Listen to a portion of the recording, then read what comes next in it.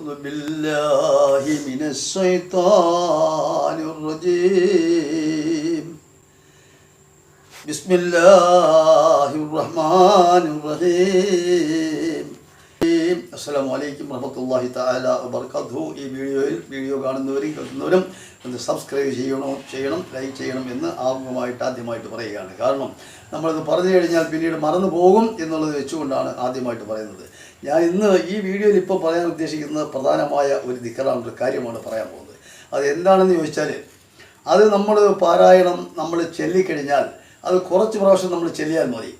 ആ കുറച്ച് പ്രാവശ്യം ചൊല്ലിയാൽ അതിൻ്റെ പ്രതിഫലം എന്ന് പറഞ്ഞാൽ അല്ലാഹു സുബ്ഹാനഹു തആല എല്ലാ രീതിയിലുമുള്ള സകലമാന രീതിയിലുമുള്ള ഹറാമല്ലാത്ത സകലമാന കാര്യങ്ങളിലുമുള്ള സഹായങ്ങൾ ആ ചെല്ലുന്ന വ്യക്തിക്കും ആ ചെല്ലുന്ന കുടുംബത്തിനും അല്ലാഹു സുബ്ഹാനഹു തആല കൊടുക്കുന്നതാണ്.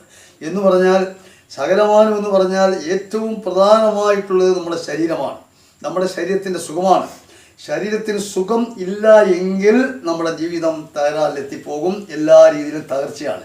അപ്പം നമ്മുടെ ശരീരത്തെ അല്ലാഹു കാക്കുന്നു, എല്ലാവിധ ഗുണവും ശരീരത്തിനും തരുന്നു.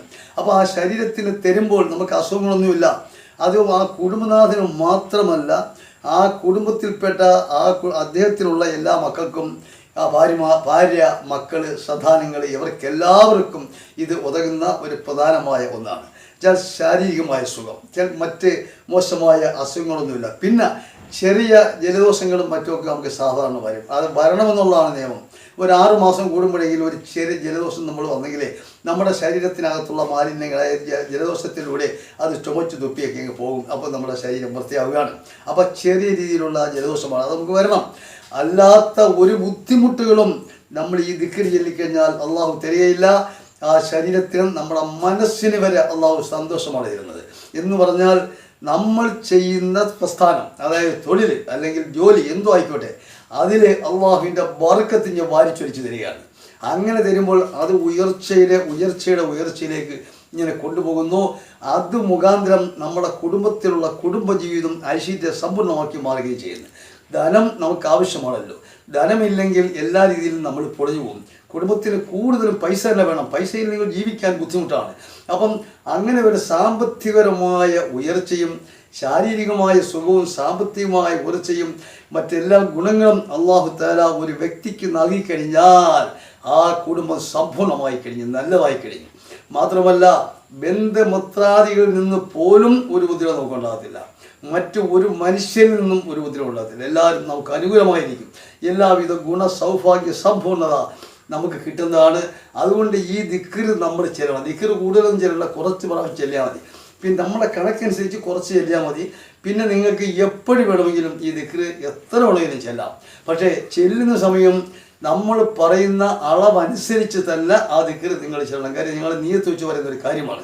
അപ്പോൾ ആ കാര്യത്തിൽ വ്യത്യാസം അങ്ങനെ വരാൻ പാടില്ല. അപ്പോൾ അത്രയും ദിക്ർ നിങ്ങളങ്ങ് ചെല്ലിയേക്കണം. പിന്നീട് ഉള്ള സമയങ്ങളിൽ നിങ്ങൾ എത്ര ദിക്ർ വേണമെങ്കിലും ഹറാമല്ലാത്ത ഏത് സമയത്തും ഹലാലായ ഏത് സമയത്തും നിങ്ങൾക്ക് ഈ ദിക്ർ ചെല്ലാവുന്നതാണ്. ഇതല്ലാതെ മറ്റ് ദിക്റുകളും നിങ്ങൾക്ക് ചെല്ലാവുന്നതാണ്. അതുകൊണ്ട് ഞാനിപ്പോൾ ഇവിടെ ദിക്ർ ചെല്ലും. ആ ദിക്ർ ഒന്ന് ചെല്ലിയിടും. അത് നിങ്ങൾ അതുപോലെ തന്നെ ഈ ദിക്ർ പടച്ച് ചെല്ലുകയും വേണം. അപ്പോൾ ഈ ദിക്ർ ചെല്ലുമ്പോൾ നിങ്ങളുടെ മനസ്സെന്ന് വെച്ചാൽ സന്തുഷ്ടമായ മനസ്സ്, അതായത് മനസ്സിനകത്ത് കാവട്യങ്ങളൊന്നും ഉണ്ടാകരുത്.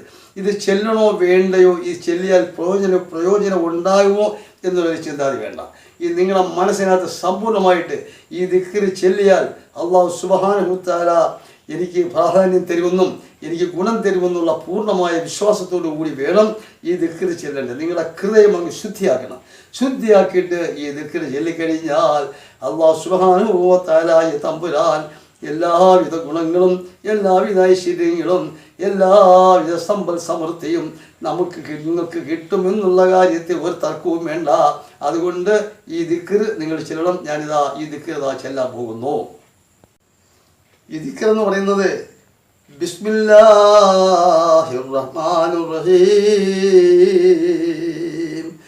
യാ ബാരു യാ അല്ലാഹ്, യാ ബാരു യാ അല്ലാഹ്, യാ ബാരു യാ അല്ലാഹ്.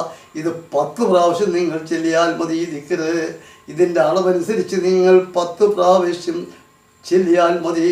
അല്ലാത്ത സമയത്തും ഈ ദിക്ർ നിങ്ങൾക്ക് ചെല്ലാവുന്നതാണ്. ഈ ദിക്ർ ചെല്ലുന്ന കാര്യത്തിൽ ഒരു മടിയും വേണ്ട. ഈ ദിക്ർ നിങ്ങൾ ചെല്ലണം. അതല്ലാത്ത സമയത്തും ഈ ദിക്റുകൾ ചെല്ലണം. ഈ പറഞ്ഞതനുസരിച്ചൊരു 10 പ്രാവശ്യം നിങ്ങൾ ഈ ദിക്ർ ചെല്ലണം. ആ ദിക്ർ ചെല്ലുമ്പോൾ ബിസ്മില്ലാഹിർ റഹ്മാനിർ റഹീം ആമുഖമായിട്ടൊന്ന് പറയണം. നമ്മുടെ ഏത് കാര്യം ചെയ്യുന്നതിനും ബിസ്മില്ലാഹിർ റഹ്മാനിർ റഹീം നമുക്ക് ആവശ്യമാണല്ലോ. അള്ളാഹുവിന് നമുക്ക് ആവശ്യമാണല്ലോ. അള്ളാഹുവിൻ്റെ തൃപ്തി നമുക്ക് ആവശ്യമാണല്ലോ. അതുകൊണ്ട് ആദ്യമായി ബിസ്മില്ലാഹിർ റഹ്മാനിർ റഹീം പറഞ്ഞിട്ട് ഈ ദിക്ർ നിങ്ങളൊരു 10 പ്രാവശ്യം ചെല്ലുകയും അത് അല്ലാത്ത സമയത്തും നിങ്ങൾക്ക് ഈ ദിക്ർ ചെല്ലാം. ഇത് പ്രയോജനം അള്ളാഹു തആല ആക്കി തരും. ഇത് ചെല്ലുന്നവർക്കും കേൾക്കുന്നവർക്കും അള്ളാഹു സുബ്ഹാനഹു തആല എല്ലാവിധ ഗുണവും തരട്ടെ എന്ന് പ്രാർത്ഥിക്കുന്നു. ഞാൻ ഈ പറഞ്ഞ തെറ്റുകുറ്റങ്ങൾ എന്തെങ്കിലും വന്നെങ്കിൽ അള്ളാഹു തആല എനിക്ക് പുറത്തു തരട്ടെ എന്ന് ഞാൻ പ്രാർത്ഥിച്ചുകൊണ്ട് തൽക്കാലം നിർത്തുന്നു. അസ്സലാമു അലൈക്കും വറഹ്മത്തുള്ളാഹി തആല വബറകാതുഹു.